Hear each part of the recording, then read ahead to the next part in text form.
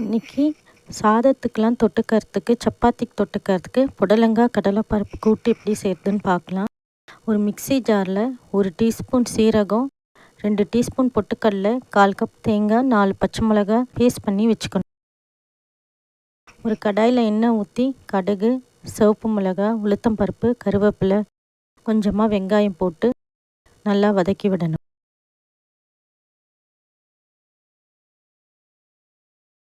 வெங்காயம் ஓரளவு வதங்கின உடனே ஒரு சின்ன தக்காளியை நறுக்கி போட்டு வதக்கணும்.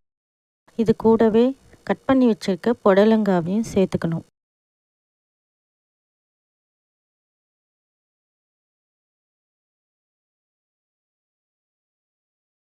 தேவையான அளவு உப்பும் மஞ்சள் தூளும் சேர்த்துக்கணும். புடலங்காய் கொஞ்சம் நிறம் மாறினதும் வேக வச்சுருக்க கடலைப்பருப்பை போட்டுக்கணும்.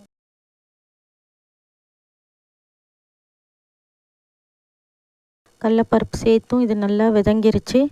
இப்போ நம்ம அரைச்சி வச்சுருக்க பேஸ்ட்டை போட்டு ஒரு 2 நிமிஷம் கொதிச்சதுன்னா போதும். ரொம்ப டேஸ்ட்டான கடலைப்பருப்பு புடலங்காய் கூட்டு ரெடி ஆயிடுச்சு.